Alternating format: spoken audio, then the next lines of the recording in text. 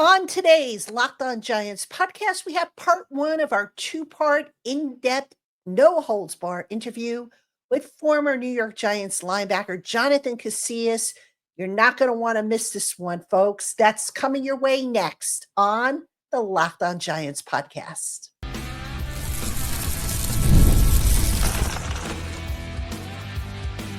You are Locked On Giants, your daily New York Giants podcast. Part of the Locked On Podcast Network, your team every day. Hello, New York Giant fans, and welcome to another edition of the Locked On Giants podcast, part of the Locked On Podcast family, your team every day. I'm your host, Patricia Traina, credential member of the New York Giants media. We're Locked On as well as for New York Giants on SI, which is where you can find my written work. And as always, welcome on into my Blue Crew community members, to my everydayers, to my newcomers, and everybody in between. Thank you for spending part of your day with us here on the Locked On Giants podcast. And today's episode of the Locked On Giants podcast is brought to you by Prize Picks, the easiest and most exciting way to play daily fantasy sports. Go to prizepicks.com/LockedOnNFL and use the promo code LockedOnNFL in all lowercase letters. Win $50 instantly when you play just $5. You don't even need to win to receive the $50 bonus. Prize Picks, run your game. All right, Giant fans, on today's show, we're going to do the first part of a two-part interview that I did with former New York Giants linebacker Jonathan Casillas. He was the former player that I was telling you about if you watched yesterday's show. Jonathan, who is also a member of the New York Giants broadcast crew, he does post-game shows for them, as well as I think their BBKL show, I think it's called. Jonathan came on, and we had a very, very in-depth conversation that initially was supposed to be a half hour, but it ended up being an hour. So what I did was I split it up into two parts. On today's show, we're going to talk about the defense with Jonathan. Jonathan had some really, really good observations, insight, and what have you regarding the play of the Giants defense. So we spent the first half hour on that. And then part two of the interview, which I will drop on Thursday night. Now, Thursday, don't forget, we have our crossover show with Aaron Freeman of Locked On Falcons, but I'm going to drop part two on Thursday night of my interview with Jonathan Casillas. That covered the offense as well as the million-dollar question: should the Giants retain Joe Shane and Brian Daboll, or what should they do exactly? So Jonathan had some really, really good insights about all the topics I asked him.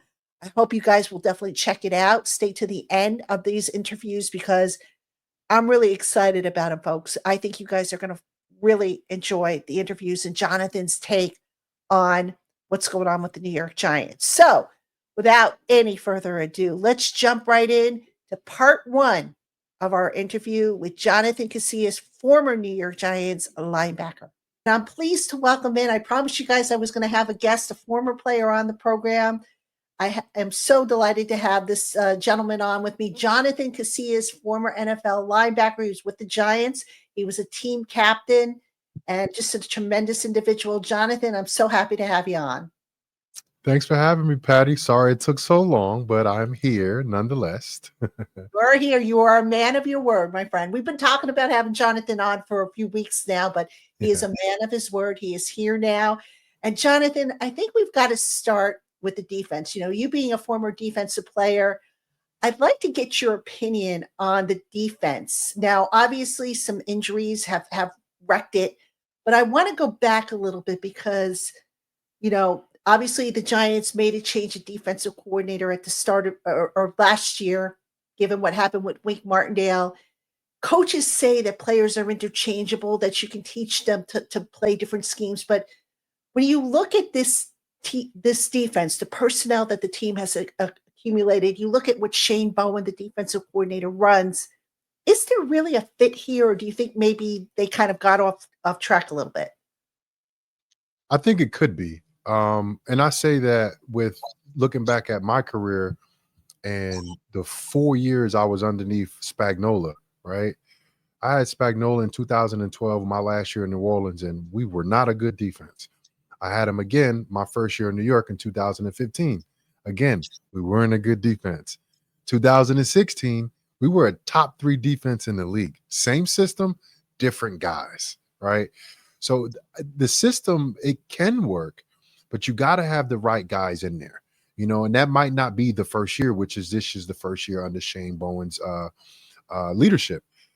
So you can't give up on it quite yet. And then the rash of injuries that the Giants had. I mean, you lost all of your best players.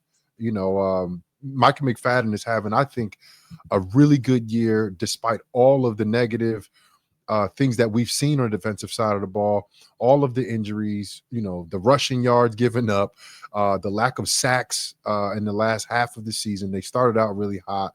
And then the pressure wasn't really there. The lack of turnovers. Micah McFadden has been kind of that lone bright spot, and also Brian Burns as well. I'm sorry, I didn't mean to leave him out. I think he's been playing the most consistent out of everybody from start to finish. But even Brian's been banged up every game, So it's like it's really tough to sit there and analyze a product when all the pieces aren't there, So it's like if they would have kept the same lineup, which is virtually impossible, Patty. I understand that, but if they would have kept the same lineup for 17 weeks, I think that would have been a greater, summer example to really, delegate. Is that a good fit for this team? But ravaged by injuries yet again this year, so it's really hard to gauge. I never liked the entire year when the guys were healthy. I felt like they were giving up too many rushing yards. Week in and week out, when, especially in the first half of the season when majority of the guys were healthy, the Giants were consistently giving up rushing yards. And then they were playing from behind and they couldn't get off the field late because teams were running the ball on them and they couldn't really do anything about it. I didn't like that. But like I said, I've been on some really bad defenses coached by a really good coach in Steve Spagnuolo, which everybody knows that. He's very well respected.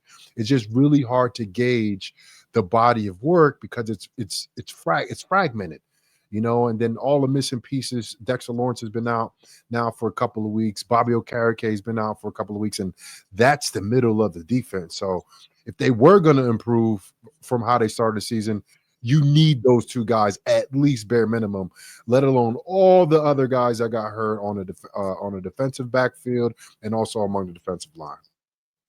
Jonathan, you mentioned the run defense. It's kind of been a problem for this team, not just this year, but also last year as well.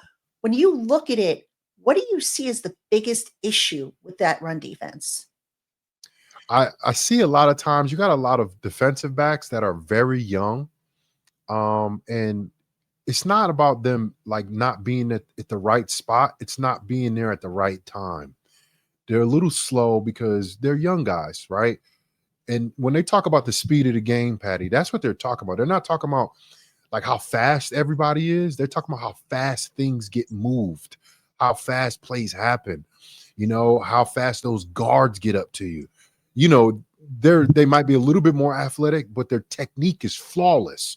So they're not making false steps. They're getting up to the second level faster. Those holes are opening and closing a lot faster than these young guys are anticipating. So they're getting to their spot, but they're a little late. So instead of being a 1-yard tackle, it's a 3 or 4-yard tackle.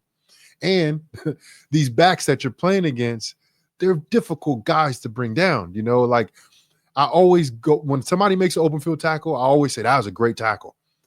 These guys in the NFL on the offensive side of the ball, Patty, it's almost impossible to tackle any single one of them individually by yourself in an open field. It's almost impossible. And so when the guys do it, I commend them for it. But the reason why I think you've seen so many missed tackles is that guys aren't doing more than their job. I'm going to tell you what I'm talking about, right? The quote from Bill Belichick for years and years and years was do your job, right? But it's a little bit more than that, right? When you have a run play designed on offense, it's usually designed, let's say a zone play. The zone play is usually designed to hit a certain gap or cut back, depending on what the linebacker or the free man is doing in this situation, right? A lot of times it rolls back to defensive backs, right? If that defensive back hesitates for 1 second, that's a 5, 6, 7, 8 yard gain, right? But if a defensive end or a linebacker does more than his job and defends his gap and then sheds his blocker and then gets to the ball, now that 5, 6, 7 yard gain is only a 2, 3 yard gain with a guy that wasn't even supposed to make that play. You see that week in and week out from other teams. I have not seen that from the Giants this year. I felt like they've been just kind of content with just doing their job.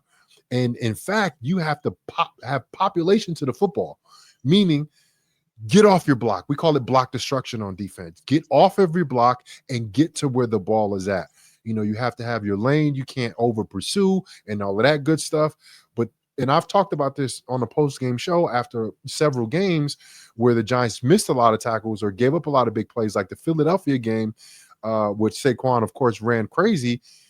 For me, it was like, why is it just one person trying to tackle Saquon?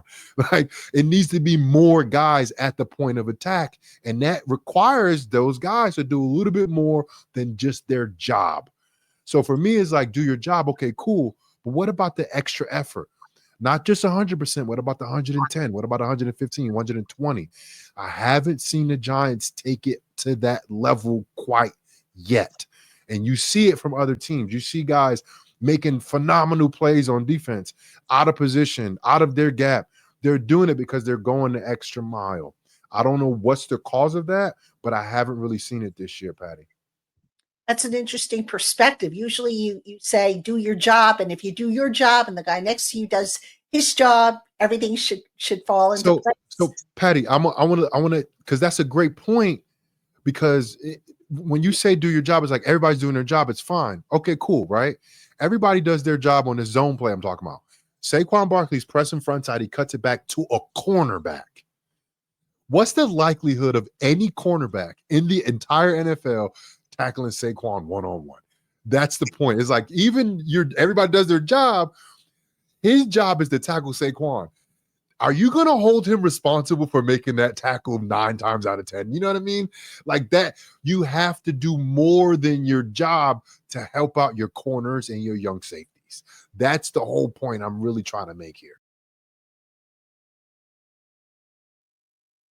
Hey, Giant fans, get ready to tackle the NFL action with FanDuel, America's #1 sportsbook. Because right now, new customers can bet $5 and get $150 in bonus bets if you win.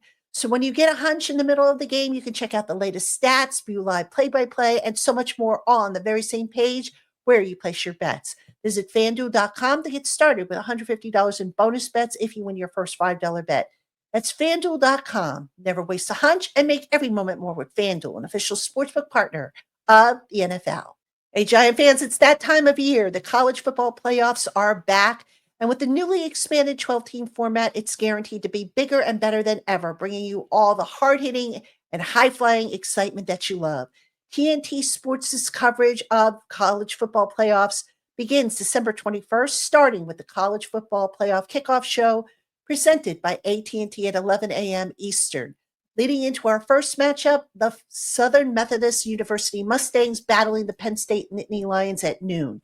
Then the Clemson Tigers look to upset the Texas Longhorns in a showdown at 4 p.m. Eastern. So don't miss a moment of the action. Watch the college football playoffs presented by Allstate live on TNT, True TV, TBS, and Max. Now, Jonathan, let me ask you about the defensive secondary, because this is where I'm a little confused here. Now, you had Deontay Banks you brought in last year. He was known mainly for press man coverage. This year under Shane Bowen, they're doing a little bit more zone than I think they did under Wink Martindale.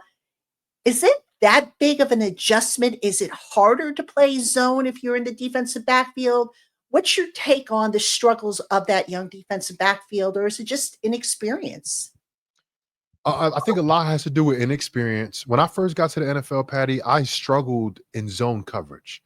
I never really was, I was taught it, but it wasn't like, it was like an introduction class when I was in college. It was like a, zone coverage 101. And maybe I got to the 102 course, but I never got to the 300 level courses that when you get to the NFL, that's what you play in. You play in the minimum of a 300 level course on any given Sunday. And it takes a while for them to progress, and we could talk about Banks specifically. People gave him, crap this year about him being lazy or giving up on plays. I don't really think that was the case. I think it's just he has kind of a lackadaisical approach. And I saw this in his rookie year sometimes where he was kind of standing straight up and down. Like there's never a point in the game at all that you're supposed to be standing straight up and down. I think that carried over to this year, and it really was highlighted because the Giants were getting exposed, and he gave up several touchdown passes where literally he was standing straight up and the receiver beat him to the punch. Because when you're standing straight up, the first thing you got to do is get down. So that's already, taking a half a second, quarter of a second, whatever the time is. And these receivers are elite. We talk about Amari Cooper. Amari Cooper, you have bad technique against him, he's going to beat you 10 times out of 10. That's just what it is. Same thing with CeeDee Lamb. So it's hard to pinpoint on exactly what's going on with them. I'm just speaking from what I saw from Deontay Banks specifically. And it's a learning curve. Man-to-man, like I teach man-to-man to kids. Like I'm talking about kids that don't play football at my camp, Patty, right? All you got to do is stay inside. Watch him. Don't look back at the quarterback. That's it. That's all you got to do when you worry about man-to-man. There's a lot of levels when it gets to that zone coverage. And every defense had just little quirks and quirks. I think that's what happened with Spags' defense. It took us a little while to figure out exactly Spags' little tweaks and quirks that he has specifically with his defense. But then after the second year, everybody got on and we figured it out. So I definitely expect if everybody stays put, things happen, especially the season is going the way it is now. Who knows who's going to be back? And I'm talking about the entire roster, staff, all of that stuff. But if they can get the second year in a system, I think everybody would be better for it. Just like Wink's defense that he had. I think everybody was better the second, and he was there 3 years or 2 years? 2 years, right? 2 years. Everybody was better last year than they were the year before. And it takes a while for you to gel and learn a system and gel and learn your teammates. That also takes a little bit of time too. And I like to use my examples because, Patty, I can't talk about stuff I don't know, right? So I talk about stuff I know, right? When we got Snacks and Damon Harrison was a dominant player, we all knew that. I had to learn how to play with him because he did stuff different than I've ever seen any D tackle ever do before. It took me a little while, but once I got the hang of it, we started flourishing a little bit more. I started getting more TFLs. Snacks started getting more tackles. You have to learn how to play with special players. Dexter Lawrence is one of those guys that he does things differently than a typical defensive tackle because Dexter Lawrence does his job and more every play. But you got to figure out where that more is going to happen at. As a linebacker, I'm playing right behind him. I might have A gap to B gap. Well, Dexter Lawrence taking both A gaps, Patty. He's taking both A gaps. So I don't have my front side A gap that I would have because Dexter has both of those. You have to play that differently. You have to play it differently than you've ever been taught before. And no one can really teach you that until you get out there with the guy like Dexter Lawrence and you're like, okay, so if he does that on this play, then I can hit this gap that's not my gap, but it'll be there because Dexter's taking up two gaps. That takes repetition. That takes game play, not just preseason. That takes game play. I had to figure that out on the run with Snacks. And even, remember JT Thomas? JT Thomas was like upset at Snacks one day in the meeting room. He was like, bro, he got to stay in his gap. And I'm like, bro, let him do what he do. Because he's a special player. When players are different and they cause chaos, then you just got to learn how to play with the chaos. And Dexter Lawrence is that guy. So even Brian Burns coming along, from his experience in the NFL, he's never had a guy like that. So for him, his pass rush moves are different because that front of the quarterback, the step up, is not there because Dexter's there. So Burns has to figure out a way to now the usual, bend the corner is not the same because the quarterback is not doing the things that I normally see him doing because Dexter Lawrence is occupying that space. So when we talk about figuring out a defense, it's so much deeper than just you got to have the right coordinator and the right player. Like, you got to learn how to play with each other, and that takes time. Yeah, it definitely does. Now, that being said, Jonathan, I think we can probably agree that the Giants have a decent core on defense, but they're still missing some pieces. If you were prioritizing what to address this offseason, be it the draft, be it free agency, where are your top priorities as far as adding the pieces that maybe are missing right now on defense?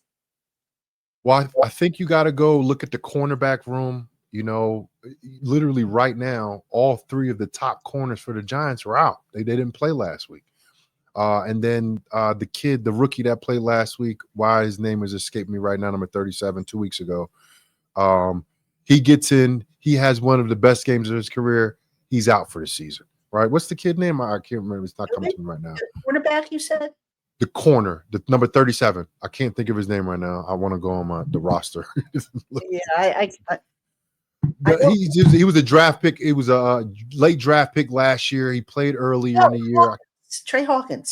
Trey Hawkins. For some reason, I was thinking Javarius Owens. That name kept coming up in my head, but I knew that wasn't the right name.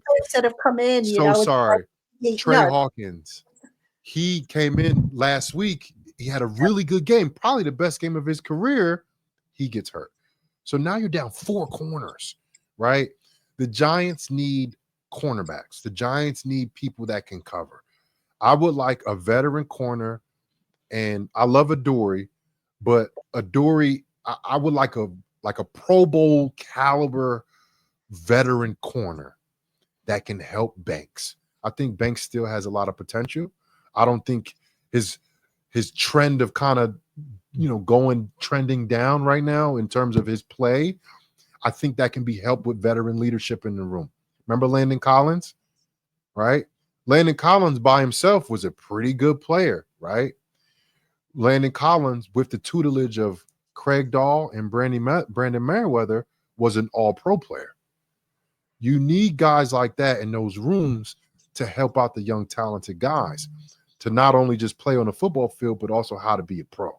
And I think Adoree' can do that right now. He does a serviceable job, but I would like a Pro Bowl caliber type corner in free agency if possible. If they can figure out how to do that, I think that would be ideal for the Giants. The Giants got a lot of young players. So it's like, yes, you can go to draft, but where's the veteran leadership? Right now on this team, where is the veteran leadership? We talked about Micah McFadden. We talked about Brian Burns and Jermaine Illuminar on the offensive side. As of right now, healthy for the New York Giants, or the leaders, right? Besides those 3 guys, you need leaders that are playing and healthy in every single room. And the Giants over the last 2 years has either gotten rid of their leaders, Daniel Jones, Saquon Barkley, defensive tackle. He plays for Seattle now. Leonard Williams, Xavier McKinney, Jordan Love. Like, those were the leaders. They're gone. Okay, cool. What about the leaders that remain? Andrew Thomas, he's out. Bobby Okereke, he's been out. Dexter Lawrence on injured reserve. You see what I'm saying, Patty? It's like, that's where I'm struggling with this team at, because it's like people want to talk about the coaches and the GM. I'm looking at the locker room. The locker room right now is so fractured, and it's not because, they're losing, but that's not the only reason. Where's the leaders at? Brian Burns is sitting there, talking to the team every single week, and he just got here, Patty. He ain't been here that long. And I respect him a lot. I respect his game. I respect him as a man. I respect his leadership abilities, but he can't be the only one. It needs to be at least one guy in every single room that has veteran leadership. Think about last year, right?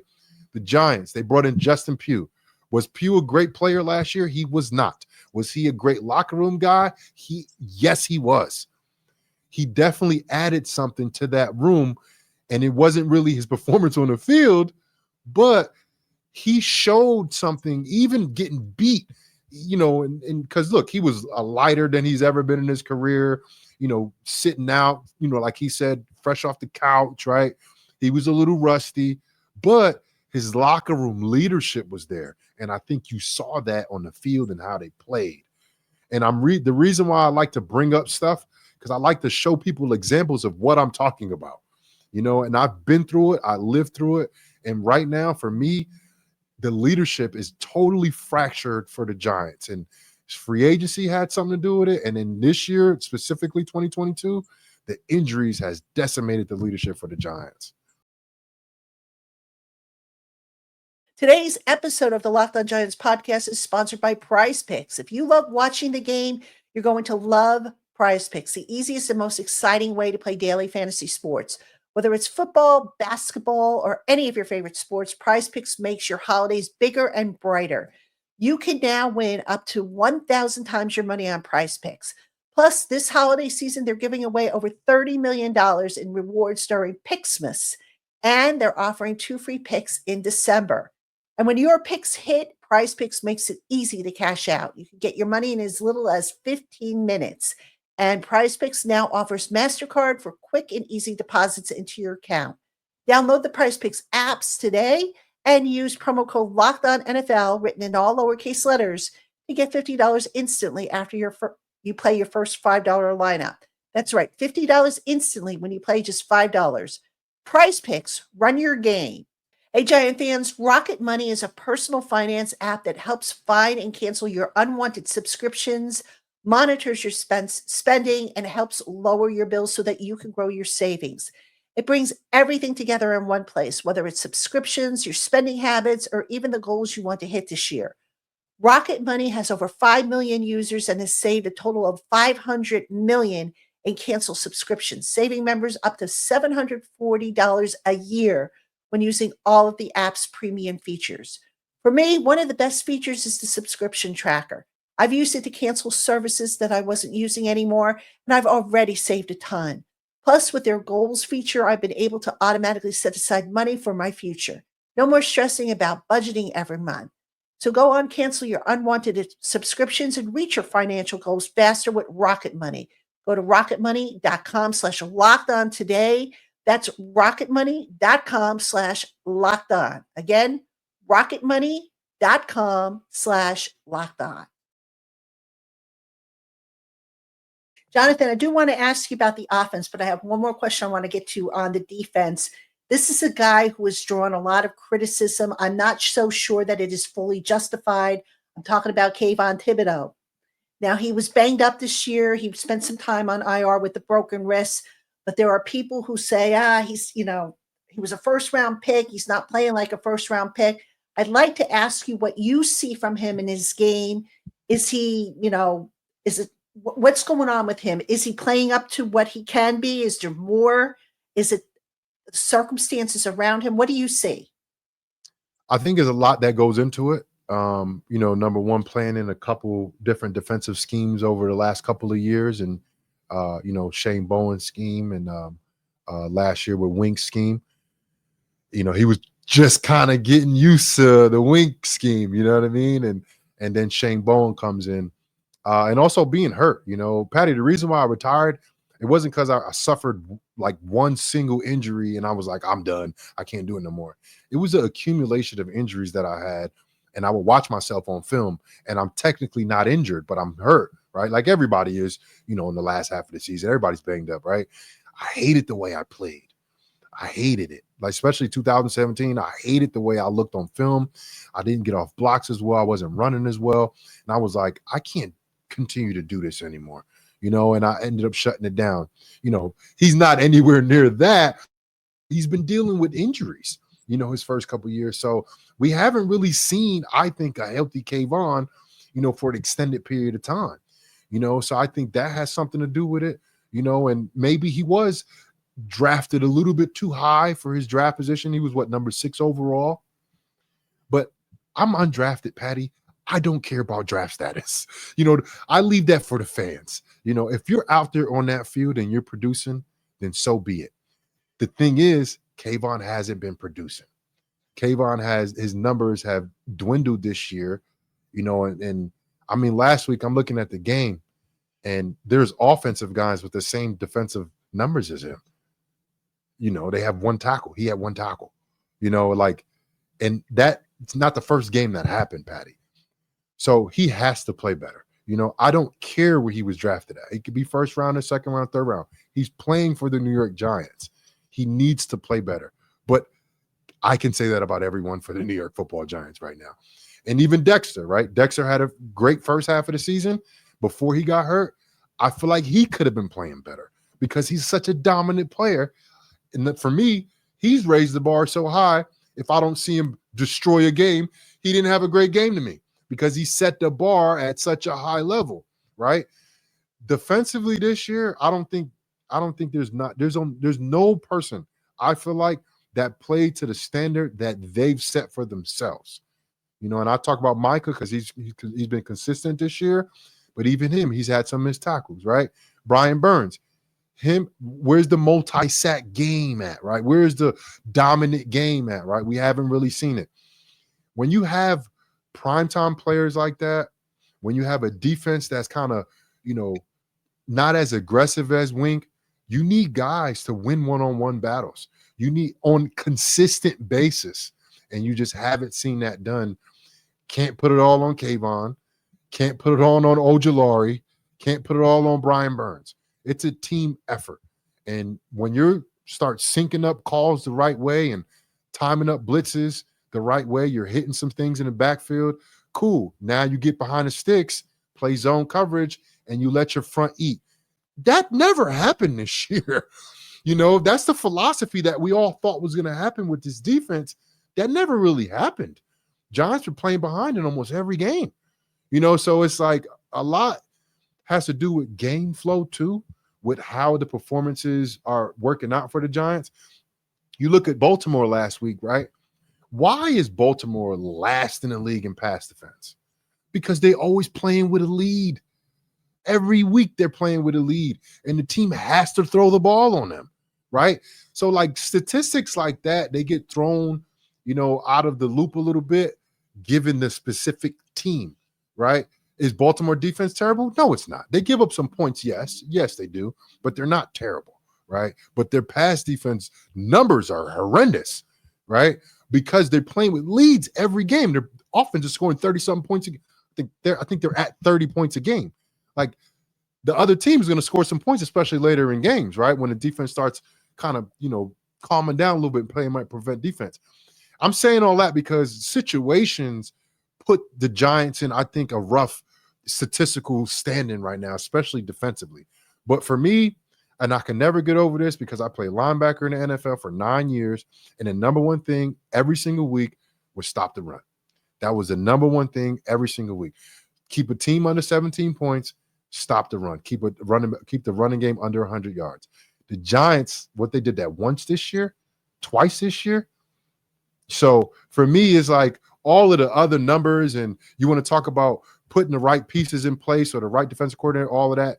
The Giants were not a physical team this year. And for me, it's strictly on the run game. They weren't good against the run. And when you needed to stop late, they didn't get it, right? I think in order for you to be a really good and dominant defense, that has to be a factor. Because even in the beginning of the season, the Giants were at one point with like 2-6 or something like that. And they were leading the league in sacks, but they were giving up 150 rushing yards a game. That's not a dominant defense. That's a defense that figured out a way to get to the quarterback, but still didn't win no games. You know what I mean? So the stats can be very misleading, and I think at that time, that's a misleading stat for the Giants. The Giants weren't a dominant defense at all this year because they were consistently giving up running yards. All right, Giant fans, that is going to do it for part one of our interview, our two-part interview with Jonathan Casillas. Now, again, tomorrow we will have Crossover Thursday. I do have to run that show. Aaron Freeman and I will get you ready for this weekend's game, the Giants against the Atlanta Falcons. So we'll talk about that. But I'm also going to drop for you, probably in the evening, I'll drop for you the part two of the interview with Jonathan Casillas, in which we talk about the quarterback situation, we talk about the offense, we talk about whether or not Brian Dable and Joe Shane should be back and what Jonathan thinks about it. And I'm telling you, folks, you will not want to miss that part of the interview.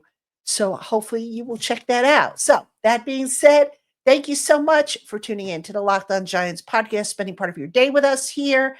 And we will see you tomorrow for Crossover Thursday plus the bonus episode, part 2 with Jonathan Casillas.